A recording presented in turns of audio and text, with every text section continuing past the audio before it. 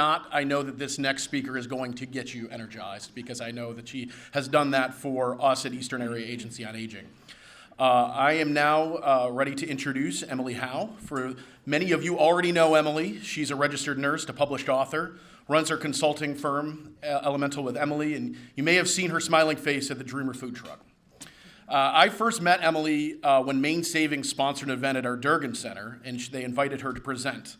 Her energy, passion, and message about connection and self-reliance as it pertains to happiness left a deep impression on me, and I know it left a deep impression on the 40 to 50 people that were in the room that day at the Durgan Center. Her words resonate across all ages and remind us that no matter where we are in life, connection is at the heart of happiness. I won't spoil any more, but please join me in welcoming our keynote speaker, Emily Howe.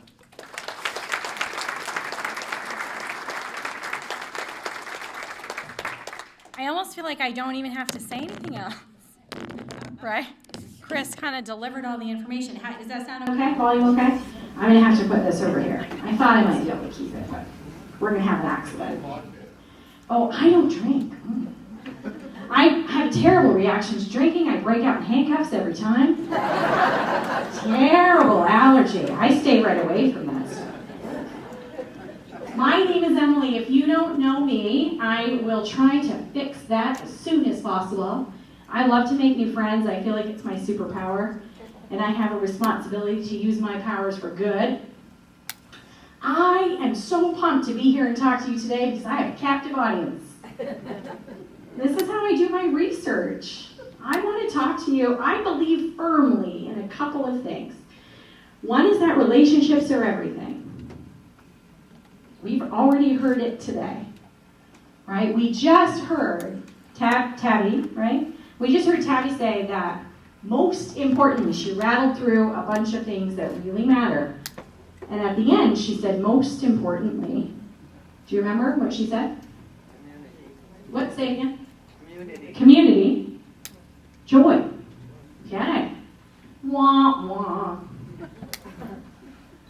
Really, are we here to talk about how to be happy? You know the answers already, right? You know the bullet points of how to be happy and take care of yourself. You've got to do your own oxygen mask before you do the other person, right? They've been teaching us this. You have to look after yourself in order to look after those around you.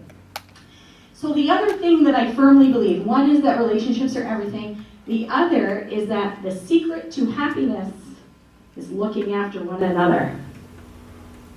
And so, sometimes I resist that. It's an awful lot of work to be available to look after my neighbor all the time, and I'm very busy. Sometimes I resist having the capacity to look after those around me. And that is my responsibility. This week alone, I found myself, every time I close a door in my house, okay, close the door. Are there any visually impaired in here? Because I just made a fit, is what I just did up here. Every time I close the door, I'm having something of a negative, maybe hostile reaction. Something going on here. Nothing in my house is really changing. The same people live there, the same dogs live there, we have the same work, we do the same things day to day. Seems that my tolerance for capacity to have patience and kindness waxes and wanes. Seems like it's me. It seems like I'm the thing. I'm that factor. So this week, I was super salty. Ooh. Sunday morning, I'm headed to church, already grouchy. And the mantra is, shut up, Emily. Shut up, Emily. Oh, don't say it. Just stop talking. And sometimes I carry fire with me. I wield it. I am a shield. You can get right behind me. I'll protect you. And I will blast my napalm. I was salty this week. Okay? And what I kept telling myself was that it was because of outside things. He didn't have to ask me to make him 2 eggs. I still have work to do. He should be making me eggs. He was looking for affection, it turned out. Right? So, like, there's this hamper situation in my house. Some of you have heard about the hamper before. I could be mad about the hamper all day, every day if I wanted to. I could keep that locked and loaded right in my pockets. The hamper is a receptacle that you use for things that should go to another space at some point in time. Most people, I think, use it for laundry. You're familiar with this idea. Is that bad, Suba? This little mic just popped off. Is that okay? Just letting you know. Okay. Okay, hamper. You use it for storing laundry, typically. So we have this hamper with 3 bins in it, and the hamper opens this way, and you drop your clothes in it. Over time, clothes and other items started to build up on top of the hamper. Okay. I'm gonna get a new hamper. This hamper opens this way, not this way, right? If I have to open it up, I can't. There's stuff on the top. So now I have a hamper I can open this way. You go ahead and pile whatever you need on the top. No problem. Over time, the hamper now has the clothes on top, and they're right? They're hanging over the edge. So now, if I have to access the hamper, there's something in my way. Again. So, I got another hamper. Okay. So there's a hamper here with clothes on top of it. Next to it now, there is another hamper. A really nice one. You know the plastic-lined canvas ones that you go, you know what I'm talking about? Some of you, okay, stands up nice. It's like linen, and it had string stripes like navy blue with that off-white can. Nice hamper next to the other one. So you can throw your clothes in it. So over time, that hamper now looks like, so there's clothes on top of this hamper, clothes on top of this hamper. I'm washing my own clothes because it's easy for me to access them. If you make it easy for me to help you, I'll help you. Looking at this hamper, and I'm thinking, this is not bothering him. This is not bothering him. It's been months. It's bothering me. It's not bothering him at all. This is actually not his problem. Oh, it's not his problem. This is my problem. Oh, what can I do about that? Jeez. Oh, if I want to change my behavior, I have to change my thinking. I have to change my thinking, to change my feeling, change my... Fine. It's not bothering him. What do I want? What do I actually want? Do I want it to bother him? A tiny bit. What I really want is for him to behave like me.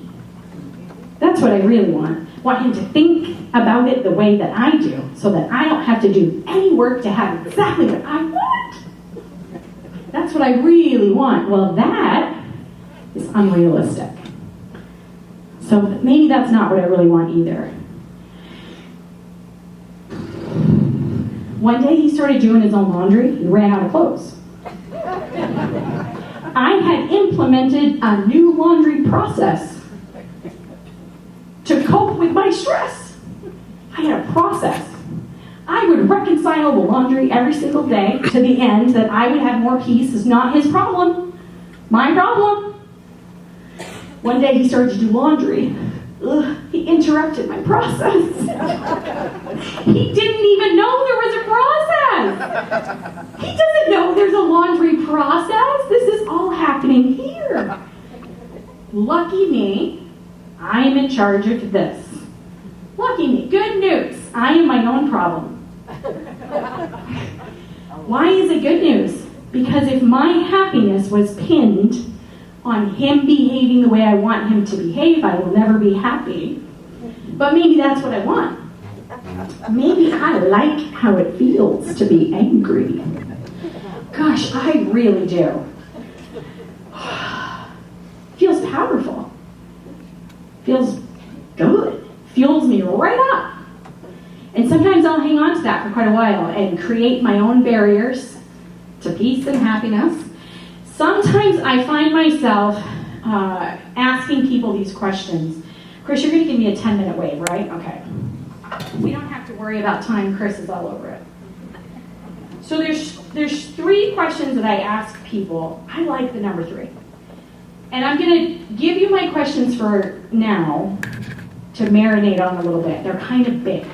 Okay, one question, the first question is, where do you see sacrifice in everyday life? And how do you know that it's sacrifice that you're looking at? That's question number 1. Question number 2 is, you can tell when someone is good by. And question number 3 is, what do you wish people would just figure out already? So I ask people these questions a lot. I'm actually recording discussions on them, and you can see them on my YouTube channel because I'm going to write a book, and then you can go back and look at the questions through the discussions that we've had with different people.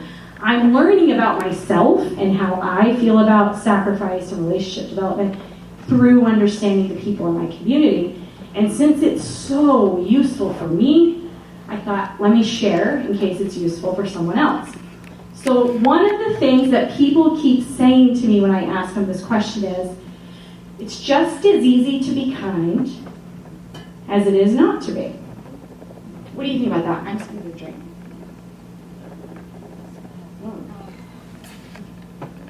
Vanessa disagrees. I disagree. So they'll say something like, it's just as easy to be kind as it is to be blah, blah, blah. Now, if you're bristling, stick with me for a minute. You're right, it's a better investment to be kind. It's a better investment. But it takes more work to make a good investment. So what I'm inviting you to think about here is not about, is there kindness or not? Are you looking for it? If we all are saying to each other that no one is being kind, then we're all thinking about how no one is kind. But it's not really true if we check the evidence. I just watched that video. Woo! Service, kindness, connection. So it is happening. It's happening all the time. And you'll even see, like on the internets and the social medias, people will say things like, stop focusing on all this bad. Think about good things. I asked somebody yesterday, and I would ask Tabby the same kind of question. How do you get out of bed when there is nothing to look forward to? And you're living in fear. How do you even approach your day? How do you get out of that headset?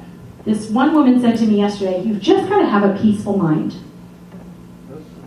And I said, I like the sound of that. How do you do that?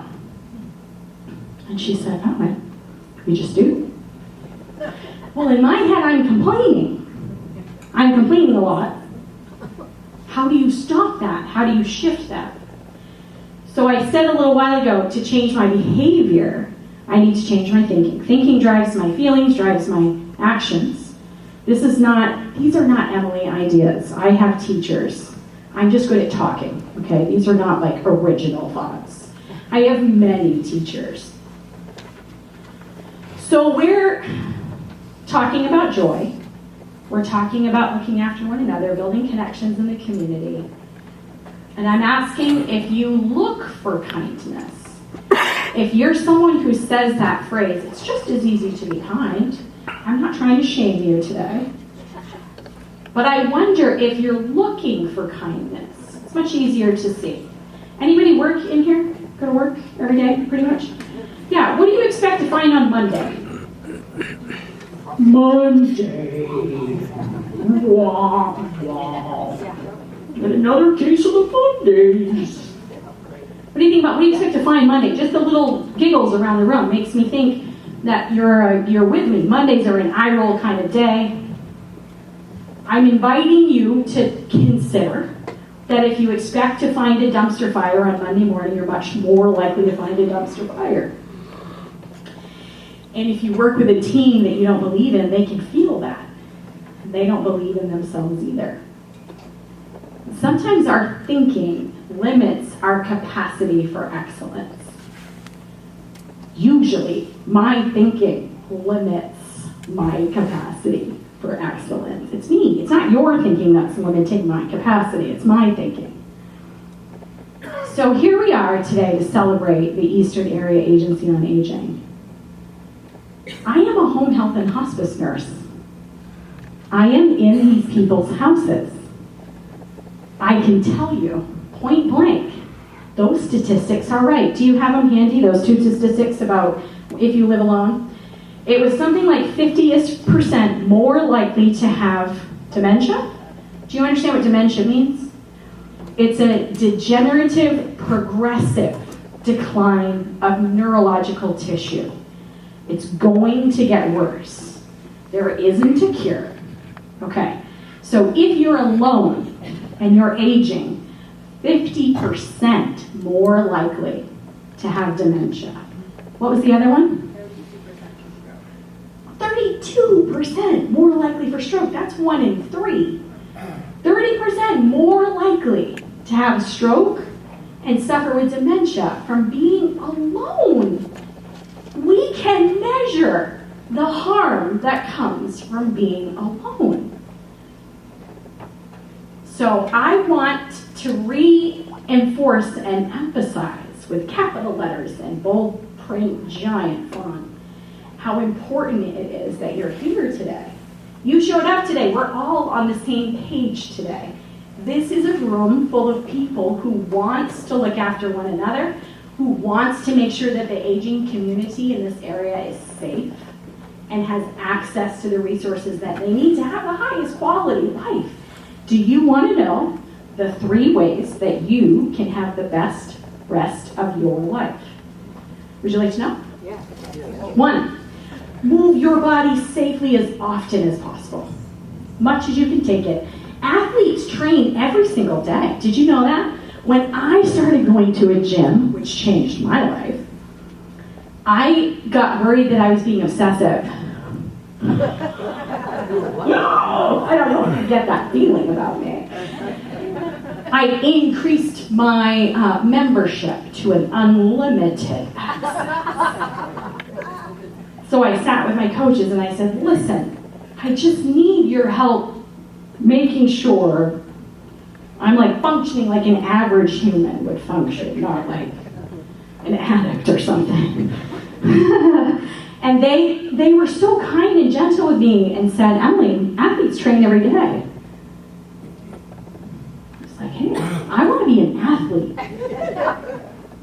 My fitness goals are as follows: to be able to get in and out of the bathtub by myself for as long as possible, to be able to get down and up from the floor by myself as long as possible, to wipe my own butt for as long as possible, right? Think about the people we depend on for these services are not cared for well. Some of the most important people clean things, answer phones, and take care of human bodies. And they are treated poorly. So here we are all together for the same reasons, to celebrate the resources that are in this community.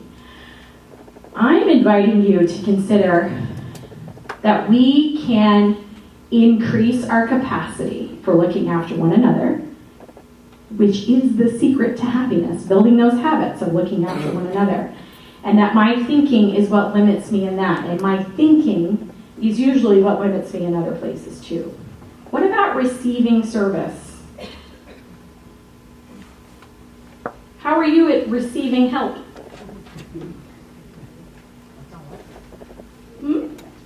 Don't Wait, my picture's going to come up. Will somebody get my picture with the picture? I'll hang out like right here. Most of us don't care to receive. Most of us don't care to receive. We like to give. They like to give.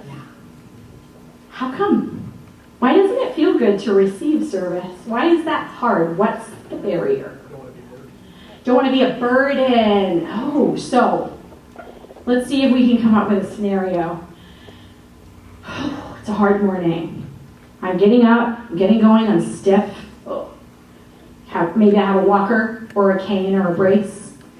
And as I'm going through my day, all I'm noticing is how hard everything is. It's hard to reach the cup I need. It's hard to wash my hair.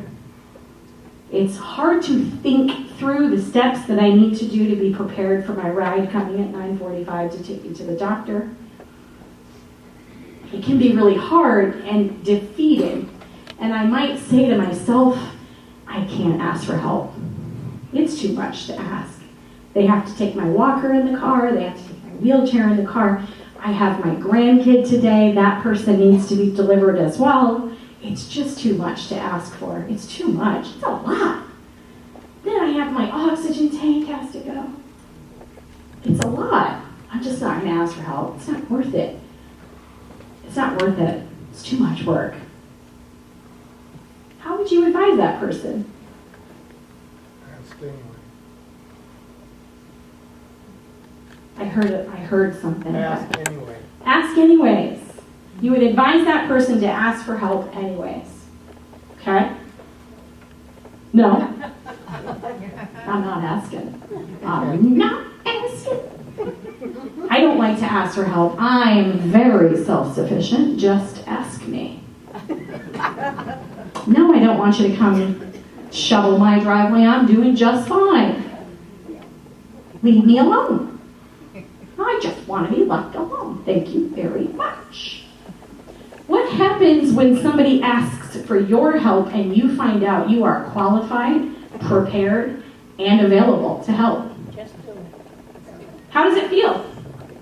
Somebody asks you for help, you realize you're qualified, competent, and available to help, and you feel good. Okay. Right Feels place, good. Right time, right there. Say it again. Right place, right time, right there. Right place, right time, right then. The stars lined up just right. I'm spiritually well enough to be vulnerable enough to ask for help. I don't like that. It's hard, but if we think about how good it feels to be the one who can help, then when we think about asking for help, consider how good it will feel for someone to be available, competent, and prepared to help you. And by not asking for help, I have created a barrier. We stop the cycle right there. Create a little barrier. I'm not going to ask for help. This is very clear, isn't it? Let me come up here and show you. This is very clear. Stay away from me. It's hard to be vulnerable. It's hard to ask for help. What I would suggest to you is something you can work on is being prepared to receive help when the opportunity arises. I often talk to people about being prepared to help when the opportunity arises, right? Being ready, having the capacity, being competent, being available to help. How about receiving help? For example, my husband was in the hospital for a week, getting antibiotics. The house was a disaster, all these dogs. I'm working all the time. Somebody said to me, how can I help? I have no idea. Oh, I have no idea. I don't know. I don't even know if I need help right now. Not prepared to receive help at all. And that's okay. That's life, right? But if I build a habit of being more prepared to receive service, and someone says to me, how can I help? I might be more likely to say, you know, can I just vent for a minute? Can I just tell you all these things that I would really like to say out loud, but not to him? Can we sit together just for a minute? I just need to rest. Will you sit here with me? Do you know what? My mother's coming this weekend and I haven't cleaned the bathroom, and that is what I really need help with. Can you imagine the trust when someone allows you to come into their house and clean their bathroom? Would you let just anybody come look behind your toilet? How's it look right now?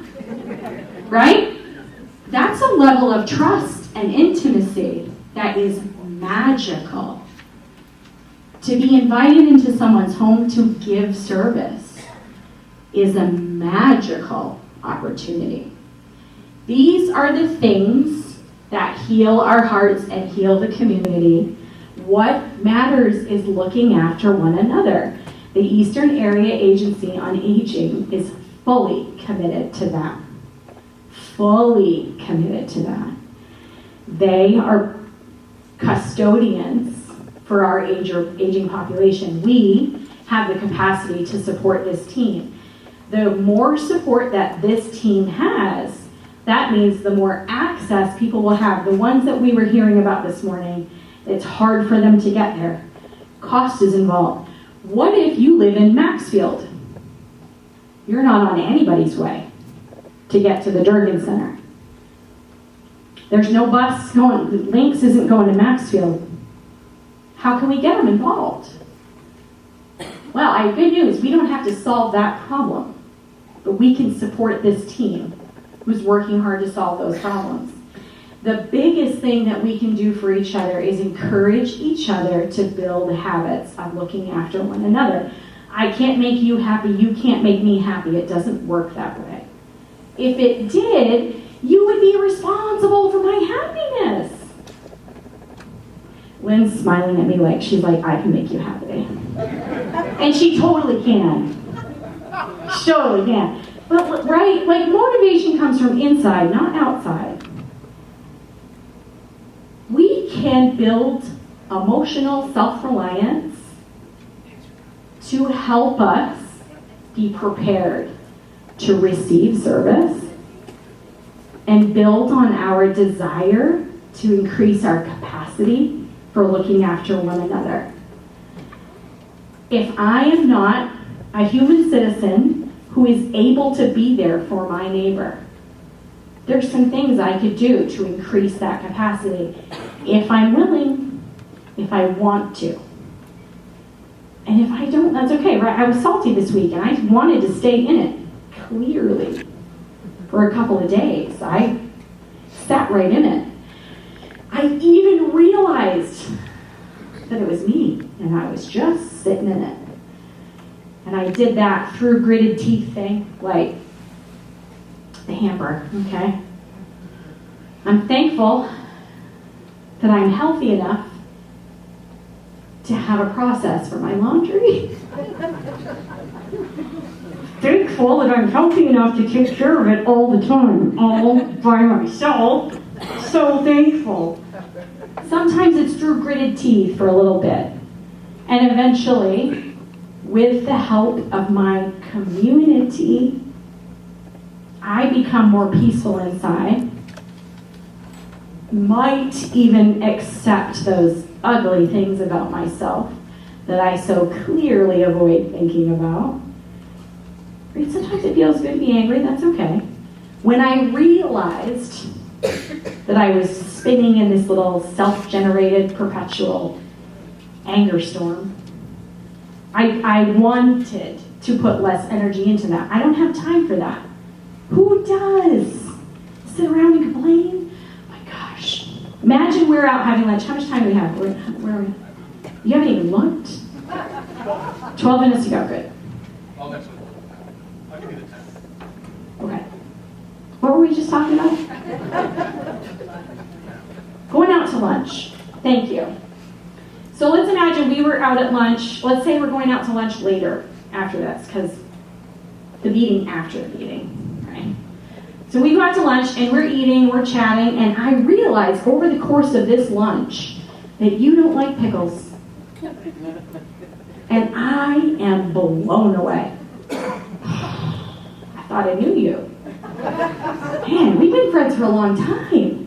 We've eaten together many times. How did I not know just how much pickles bother you?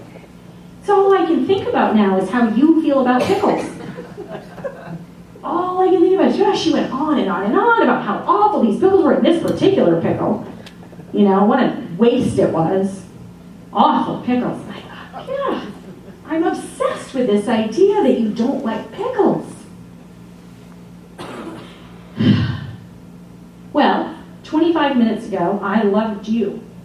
And that was completely, had nothing to do with how you felt about pickles at all.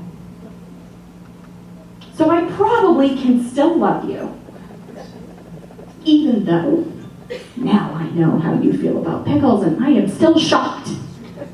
Well, I don't know if I'll be able to live with it. It doesn't matter, does it? It doesn't really matter. It doesn't really. What if we never see each other again? The last thing we talked about was those pickles. What a waste. What a waste if I spend my day with my head just swimming in how much you don't like pickles. And how much I love them. And they're the best thing that ever happened. And you're wrong and I'm right. I'm here to tell you that also doesn't matter. And you can still be right even if they don't agree with you. It's not relevant. Isn't that peaceful? We don't have to fight about it. I'm still right. It's okay if you don't understand that I'm right. I'm still right. It doesn't change anything. It's great. We can just be peaceful about it. Pickles. When I said pickles, there was a release of tension. Right? That I'm offering you this as a tool in case you have any opportunities for these types of discussions where you find out that someone feels differently about pickles than you do. Sometimes that can feel really heavy and big and hard to live with and hard to manage. How can I love this person? I thought I knew them. Now, wow, I've known this person my whole life and I had no idea that's how they felt about that. Good news. It's none of my business. It's none of my business. It's none of my business how they feel about pickles at all. And they should have the right to feel however they want to feel about pickles. It's their life. It's their sandwich. Even if I made it, even if I made that sandwich, they don't like the pickles. I'm offended. Oh, here comes the napalm. Pickles are the best. I love pickles. It doesn't matter. It just doesn't matter. So when I find that I'm wasting time in my head complaining about my darling husband, who's so handsome, it helps a lot. He's so handsome. And he's a dog trainer. Right? So remember that question, how can you tell when someone is good?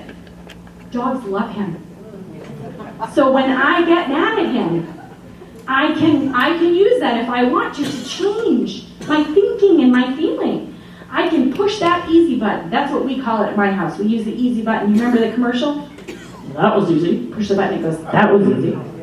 In my house, we call the easy button, it's the default switch. We're on the same team. Pickles don't matter. I love you and you love me. I would never hurt you and you would never hurt me. So the hammer is not his problem, it's my problem. He knows we joke about this, by the way. If you've ever worked with Jason, you've heard about me as well. And if you have problems with a dog and you want to hear about me, titaniumk9.com. So those 3 questions. Sacrifice. How can you tell when someone is good? And what do you wish people would just figure out already? Is anyone feeling brave? Want to share with the room? Where do you see sacrifice in everyday life? And how do you know that that is sacrifice you're looking at? Coming. May I have your name? Mike. Where do you see sacrifice in everyday life, and how do you know it's sacrifice? Our daughter-in-law taking care of a 3-year-old and a 2-year-old when she'd really rather be doing a number of other things, but she sacrifices her own time for them. Quality parenting. Yeah, that's a really good one, isn't it? That's a good example.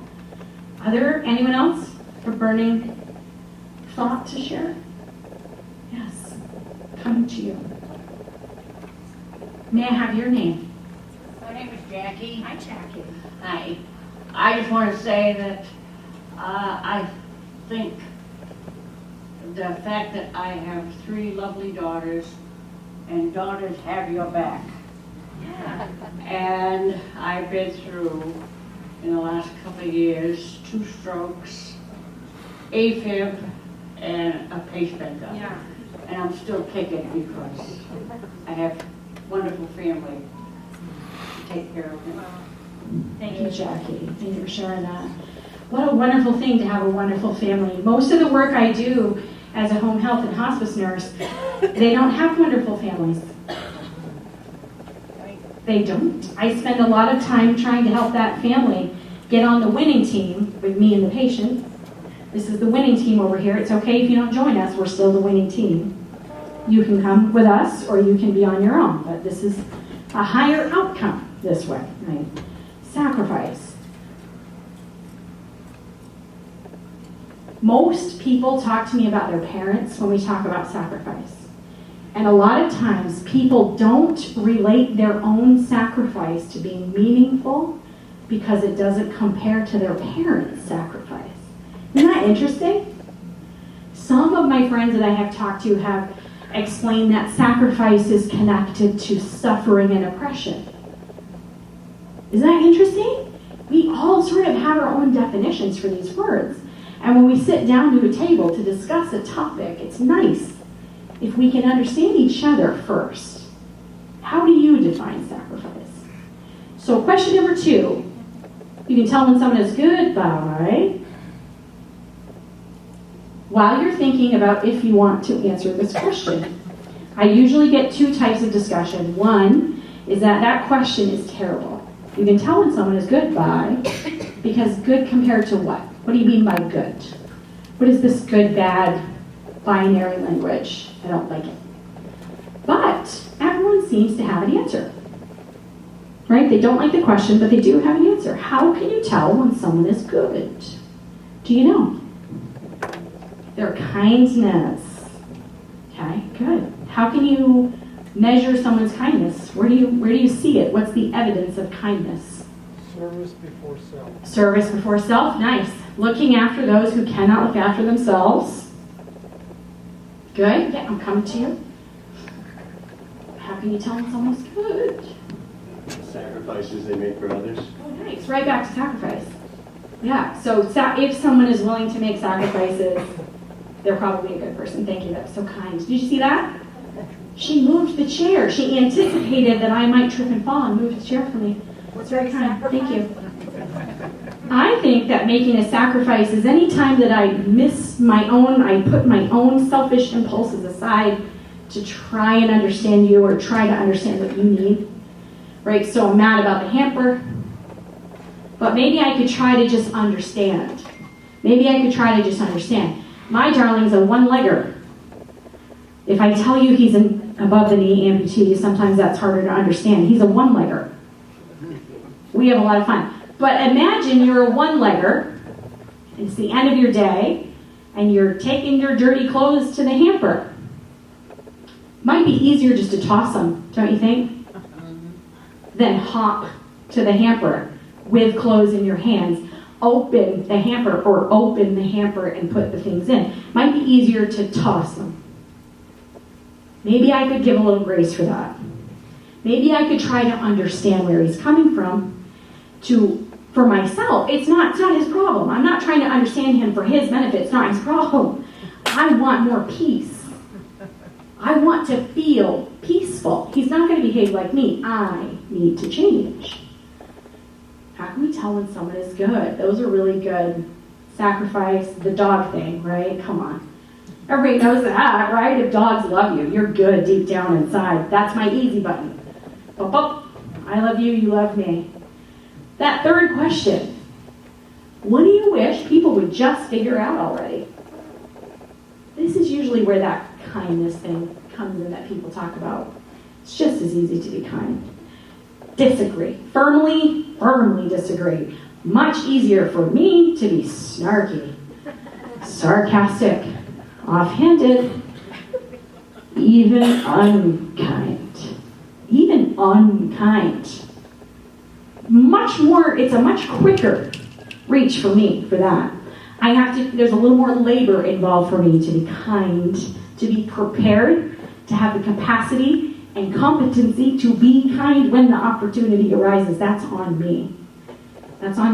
And if I'm resistant to that, that's a great place to start. Why am I resistant to that? What thing am I holding on to that I really like to hold on to that I might be able to let go of? What do you wish people would just figure out already? Anybody? I'm coming to you. This is Vanessa. Gratitude and generosity. What do you mean by that? Instead of entitlement, generosity. Instead of selfishness, gratitude. Okay, so I'm really annoyed that I have to take care of all the laundry if it's going to be the way I want the laundry to be. I can fix that attitude into, I'm so thankful that I'm healthy enough to do all the work all by myself. It takes a little work to get there. It's a mindset. So when I notice that I'm wasting time in the complaining section, I can turn that. So Vanessa is suggesting that we have power over that. Hello, would you like to say your name? Judith. This is my friend Judith. She has the most fantastic outfits and literally has rose-colored glasses. What would you like to share?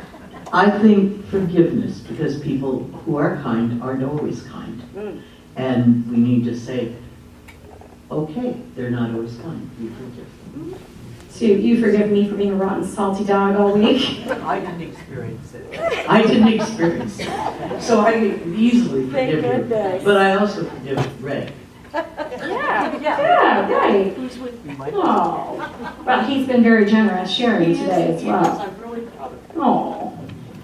So when I have a thing that I seem to not be able to shake in my thinking, like those pickles or the hamper, whatever it is, or something that I just can't shake, I can ask for help. And if you are someone who consumes services at the Durgan Center, lucky duck, you have lots of help. And if you're wondering how you could get some help with this in your life, start talking to people around you. Also, you can reach me if you want. I'm pretty sure my communication information is pretty easy to find. I'd love to talk to you about it, as you can see. I have had so much fun with you guys this morning. Help me really cheer for the Eastern Area Agency on Aging in this community. They're doing such amazing work by taking such good care of these resources, by managing the money and the resources to the best, efficiently, best use possible. So throwing money here and here might be useful, but a higher outcome, a higher yield for your dollar will come through investing it directly through the Eastern Area Agency on Aging. You saw the video.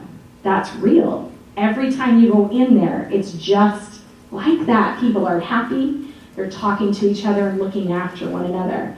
And that's the other piece, right? It provides an opportunity for that community, this community, the aging community, to be able to look after one another as well through the Durban Center.